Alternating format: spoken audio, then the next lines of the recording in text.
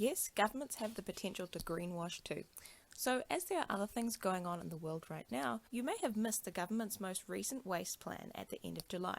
It's got two main components, increasing the waste levy and introducing product stewardship schemes for 6 priority products. But firstly, let's see where this all started. Legislation on waste reduction, aside from hazardous materials and some flimsy international treaties, have been pretty slow in New Zealand. Private companies up until 2009 were able to effectively produce as much waste as they liked, uninhibited. This obviously creates a problem. When it comes to pollution issues such as these, regulators have 3 main ways of dealing with them. The first is a command and control policy, which essentially bans all offending substances. The lack of wriggle room and strict regulatory approach here makes it an unpopular option, but it is particularly effective for hazardous substances in even small quantities. Nuclear-free New Zealand is actually a broader example of this. The second option is cap and trade.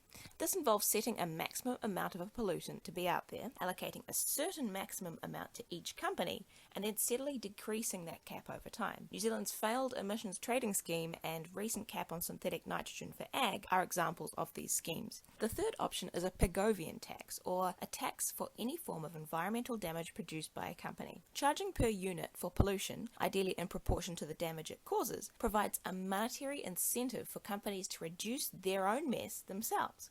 This is the option the government went for here. In 2008, the government passed the Green Party's Waste Minimisation Act with a goal of exactly that, reducing waste. And it had one key strategy, to charge for all waste disposal. So we started off with charging only municipal waste at $10 per tonne. $10 per tonne is not an awful lot, and this only applies to household waste. Unfortunately, it was largely unsuccessful in reducing waste. Instead, Kiwi household waste has actually doubled over the last 10 years, amounting to 2.5 million tonnes of household waste to landfills every year. Not to mention the fact that this only covers the waste we produce in our households, not non-municipal landfill waste. Non-municipal waste landfills make up 90% of New Zealand's total number of landfills, and has an interpolated total in 2015 of 6.5 million tonnes. So that's 4 million tonnes more than our eggshells and chip packets.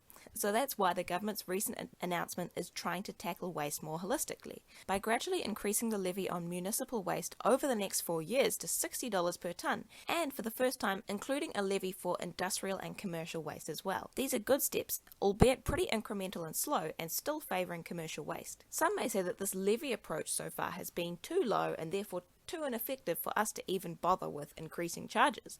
So that's why the government has pulled out a 2-pronged approach, and the second being product stewardship. For 6 priority products, manufacturers, retailers and all commercial operators must design their products end-to-end life cycle. So that means reclaim schemes, recycling schemes and reuse schemes for the following 6 products: plastic packaging, tyres, e-waste, agrochemicals in their containers, refrigerants and farm plastics. Whatever the company has in mind, the government will co-design and approve their scheme over the coming year. So this approach is great because it places the onus back onto the producers rather than the consumers. Producers now have a significant incentive to trim the fat. This is fabulous. Add to that the significant investment in recycling infrastructure through the COVID fund, $124 million, and we're actually looking pretty good. The main issue here is the lack of an aggregated and granular national data set on both household and non-household waste. There's no point in building a recycling plant for a material we seldom use after all. Data collection does not separate food waste from other organic waste or different types and sources of plastics.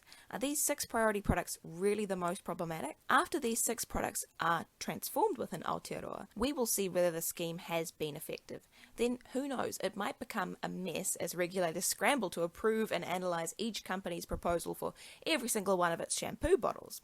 Or maybe it will be so successful that the government will expand its scheme to all packaging and all waste in general. Is it greenwashing? I strongly disagree. It may be slow and clunky and lacking good data, but it's also proof that the government is committed to reducing waste in Aotearoa and willing to admit when a strategy is not working. I reckon that's pretty big.